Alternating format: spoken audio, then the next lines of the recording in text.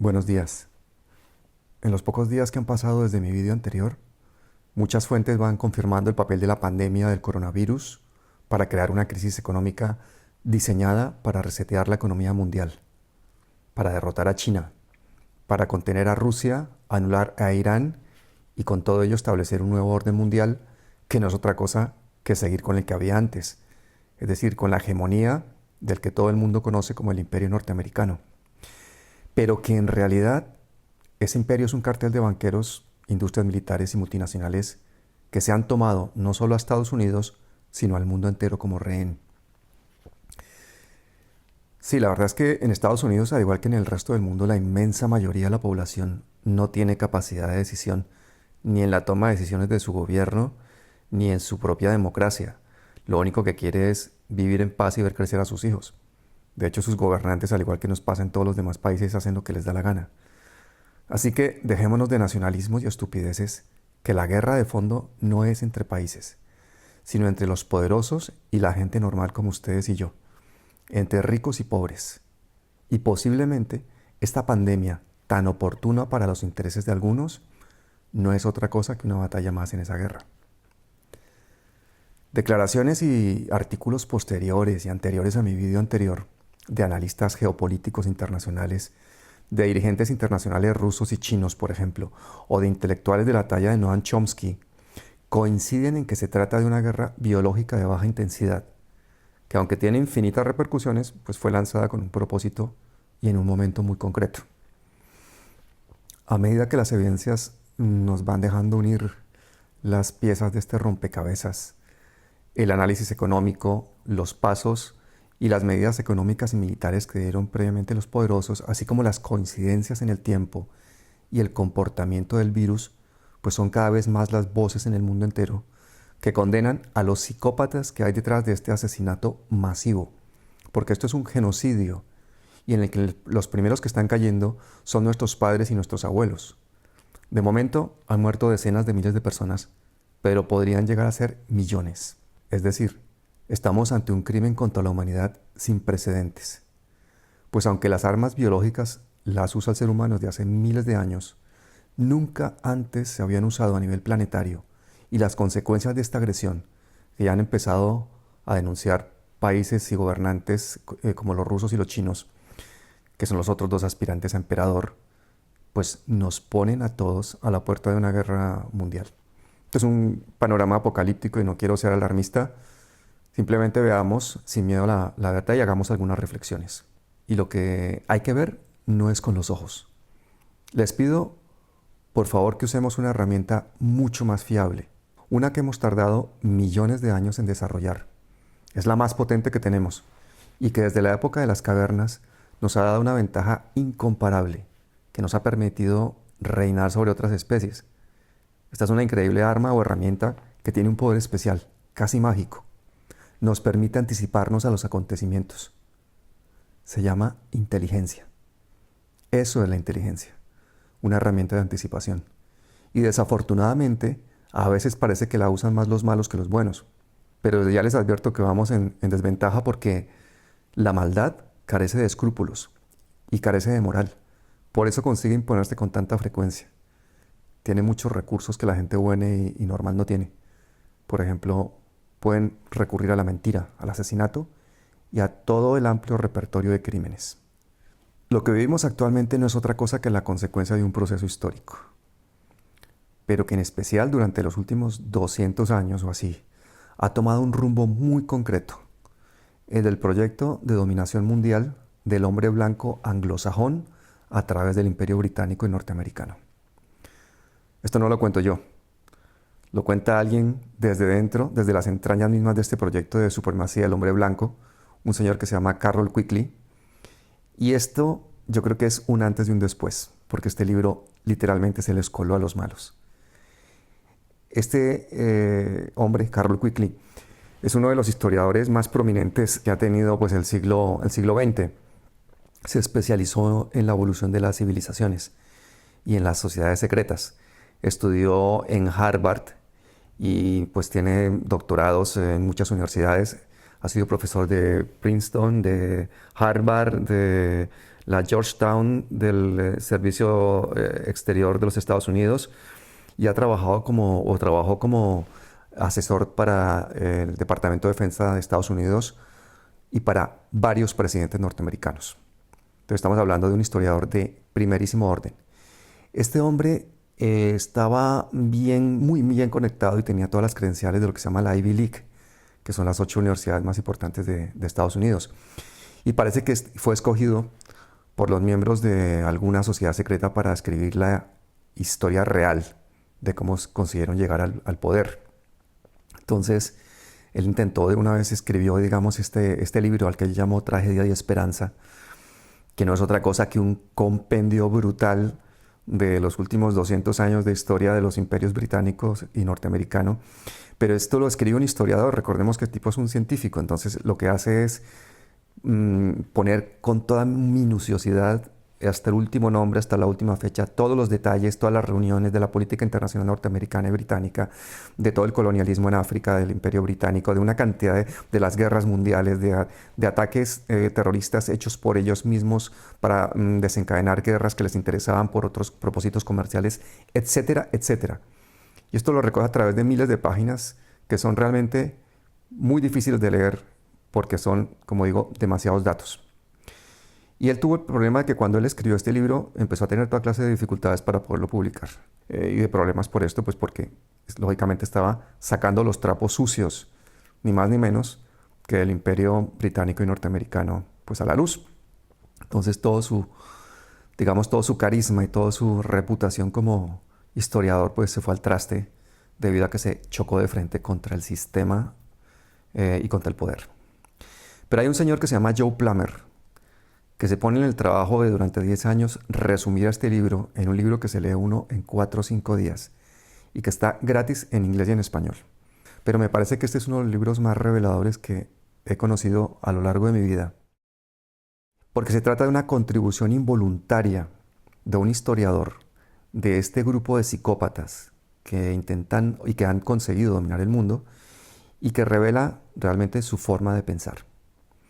La idea es que existen sociedades secretas para dominar países y continentes enteros. Lo tiene todo el mundo como una teoría de la conspiración. Bueno, pues aquí queda reflejado, aquí queda clarísimo, aquí queda demostrado de forma absolutamente científica por un historiador de ellos mismos, con todo lujo de detalles y de datos corroborables. La importancia de esto es que al entender la existencia de esa red global de psicópatas, que son una élite, un porcentaje mínimo de la población mundial, entonces la situación actual del mundo tiene más sentido. Hay muchísimas cosas que entonces empiezan a concordar, porque se trata de un acto de dominación que lleva siglos orquestándose, que tiene al mundo como escenario y que para imponerse utiliza el engaño, la violencia, o como digo yo en mis documentales, el ruido y la fuerza. Al final nuestros políticos son títeres en manos de poderes superiores económicos y la corrupción de nuestros mandatarios permiten que nuestros recursos naturales y nuestros países estén pues en constante disponibilidad para esos poderes supranacionales, ¿no? Al final terminamos haciendo lo que dice el Fondo Monetario Internacional o la OTAN o las Naciones Unidas o todos los instrumentos que pueden tener esta red, digamos, internacional de dominio. Independientemente de las intenciones con que se crean, todos los instrumentos sociales se convierten en instituciones y esas terminan estando al servicio de quienes las controlan y que colocan títeres para dirigirlas, mientras ellos gobiernan desde la sombra, por encima de toda esa farsa democrática en la que se eligen los gobiernos. Bueno, pues esto contradice totalmente lo que nos enseñan de cómo funcionan nuestros países. Eso ya nos crea un conflicto psicológico y una incomodidad que la mayoría solucionan cruzándose de brazos, reduciendo el mundo a su pequeño entorno y a sus distracciones y cayendo en una profunda ignorancia autoinducida. Pero yo creo que nuestra obligación moral, intelectual y humana es saber quiénes tienen ese poder, cómo lo conservan, porque de ello depende el futuro de nuestros hijos. Bueno, pues la red esta de la que nos habla Carol Quickling, les voy a adelantar un poquito del libro para que vean de qué se trata. La red se formó a finales del siglo XIX, por allá por los 1800, en Inglaterra. Detrás de su creación están los famosos banqueros sionistas Rothschild. Pero se formaron varios grupos allí.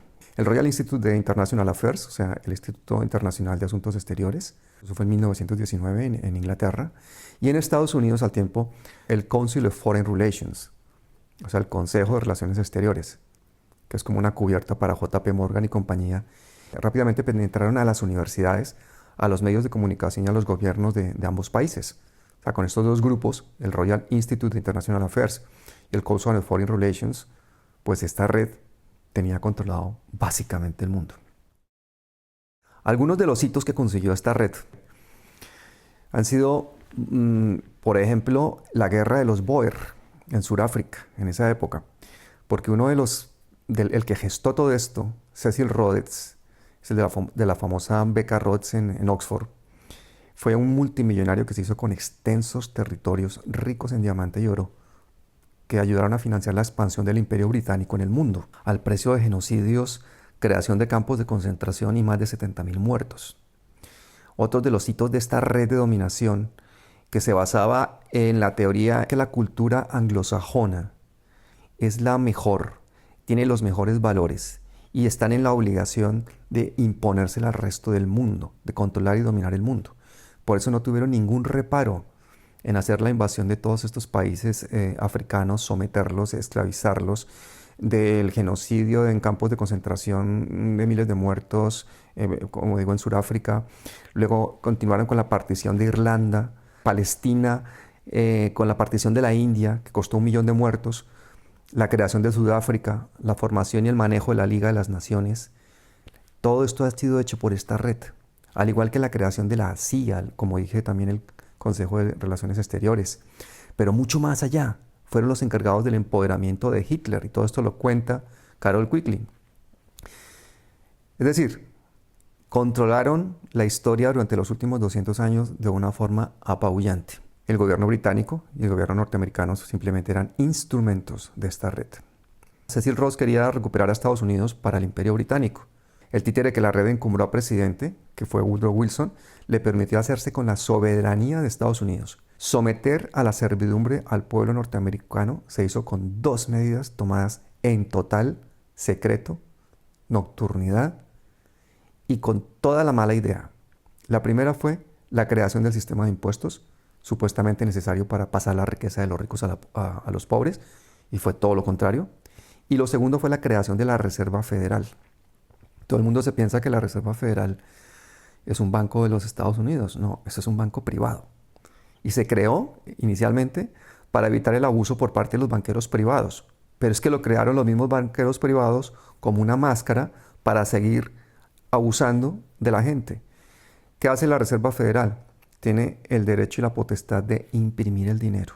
Y es un dinero que le presta a los Estados Unidos pagan un interés por la fabricación de ese dinero, de ese banco privado que se llama Reserva Federal. Y el pueblo norteamericano, con sus impuestos, paga la creación de ese dinero. Hasta la época de Reagan, más o menos, estaba respaldado en oro. Luego se respaldó en deuda y se creó todo este sistema piramidal de estafa que es el sistema bancario internacional. Estados Unidos llegó a ser la nación más poderosa del mundo antes de que hubiese impuestos en ese país. O sea, no había necesidad de crear los impuestos. Los impuestos se crearon en 1913. Pero los impuestos le han dado a esta red la licencia para robar parte del dinero que ganan los trabajadores. O sea, directamente. Eso no habría sido posible si el gobierno no fuese un instrumento más. Las grandes fortunas entonces crearon fundaciones exentas de impuestos, con lo que además podían influir mucho más en la educación, el comercio, el gobierno, bueno, todo. La idea de la red es una red de bancos centrales que dominen la economía de cada país, sus préstamos al tesoro, sus intercambios comerciales, sus intercambios de moneda, etc. Y eso lo han conseguido. La red también formó el IPR, que es el Instituto de Relaciones Pacíficas, en 1925. Los fondos de ese instituto venían de la Fundación Carnegie y de la Fundación Rockefeller y se dedicaban a popularizar el comunismo. ¿Con qué propósito? Con el propósito de dividir y de vencer. La red utiliza además cualquier modelo ideológico o político que le sirva de pretensión para dominar el mundo.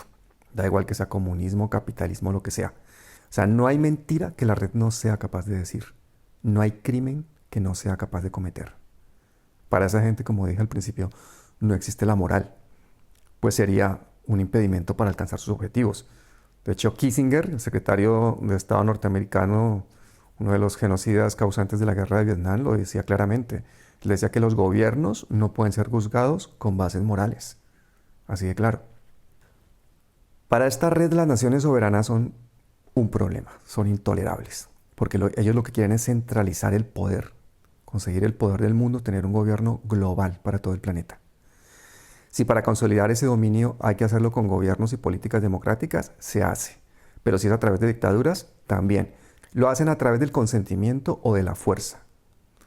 Una táctica que utiliza mucho la red, por ejemplo, es apuntar a una injusticia, que muchas veces es creada por la misma red, denunciarla, desatar una tormenta emocional, como la que está pasando ahora con el coronavirus, y en el pico de la histeria proponer una solución que le asegura más poder. Eso lo ha hecho históricamente. Contrario a lo que la gente cree, los estados no suelen buscar el bien común, sino lo que buscan es su propia supervivencia, y las personas que componen los gobiernos solo piensan en conservar su poder. Es decir, saben que para no tener que rendir cuentas a nadie, solo tienen que invocar el nombre del Estado. Pero estas redes de psicópatas no son otra cosa que dinastías de banqueros y de señores de la guerra. Para toda esta gente las constituciones de los países son papeles escritos. Para ellos seguir con su juego de dominación, pero que se la saltan o la modifican a necesidad sin ningún problema. Por ejemplo, que actualmente el gobierno puede espiar, detener, encarcelar e incluso asesinar a los ciudadanos norteamericanos sin juicio. Y los ciudadanos de Estados Unidos jamás le dieron a sus representantes la autorización de hacer esto. Por eso ya es hora de que nos dejemos de nacionalismos y de tonterías. Esto no es una guerra entre países ni entre culturas, es entre ricos y pobres. La red preselecciona a los candidatos, por supuesto, para todos estos puestos públicos, estos cargos. Y la gente es tonta y se desata la histeria partidista y entonces viene la farsa democrática y las masas se movilizan. Pero el verdadero poder maneja los títeres que encabezan los gobiernos mientras ellos permanecen anónimos.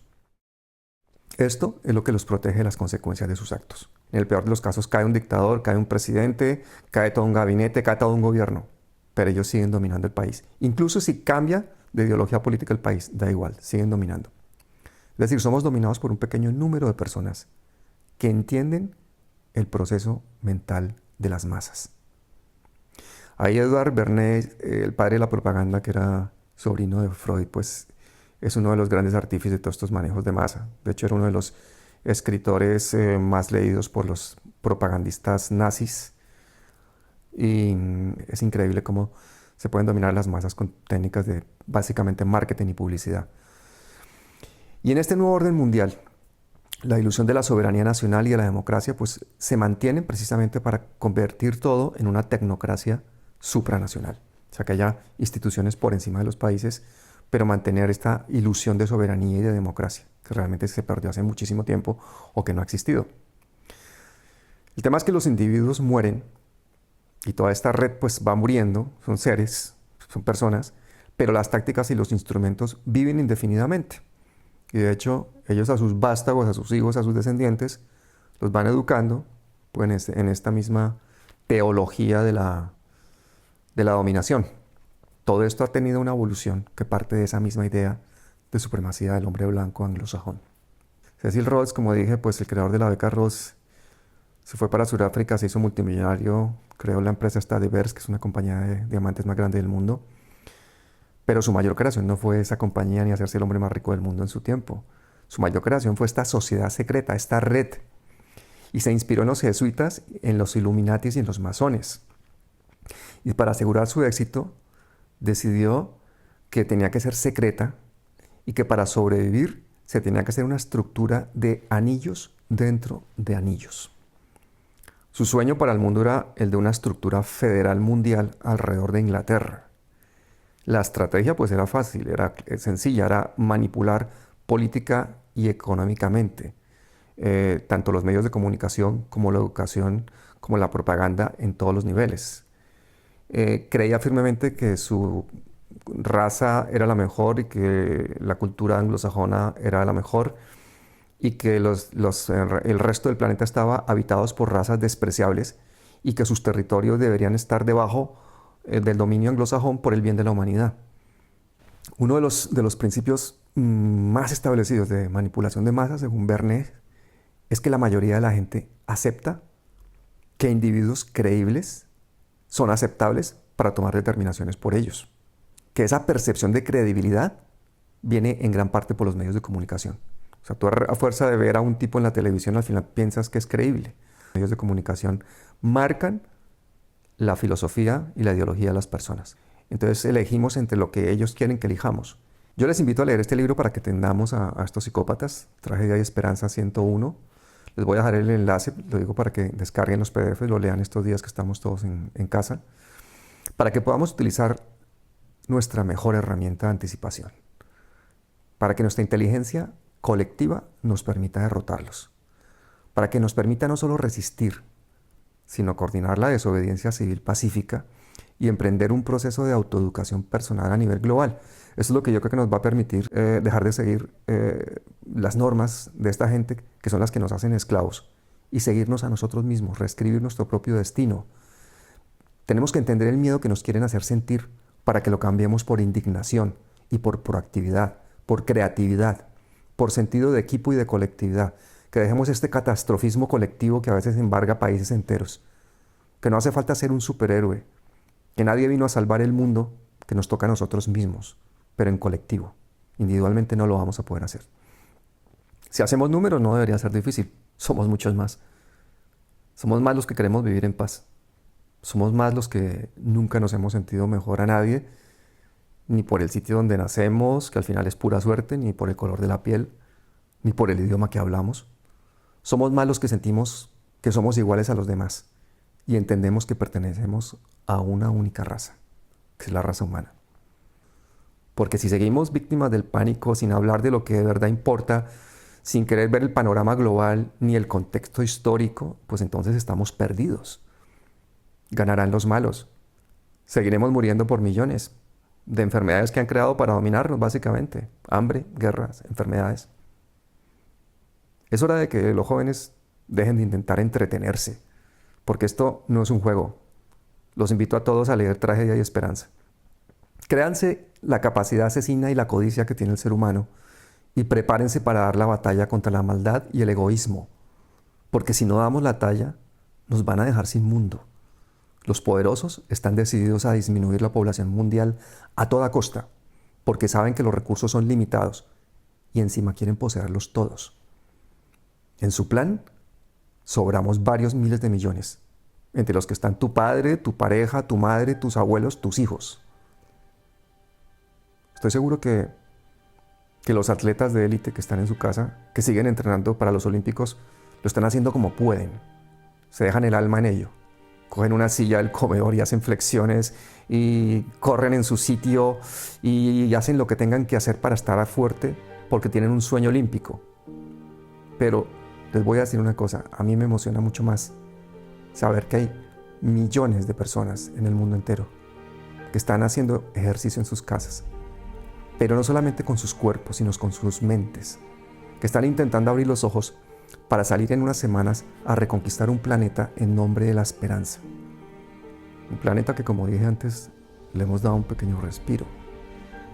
Pero es nuestra última oportunidad para convertirlo en el hogar del ser humano. Y para eso tenemos que enfrentar estos días el principal arma que han utilizado, que no es este virus, es el miedo que trae este virus.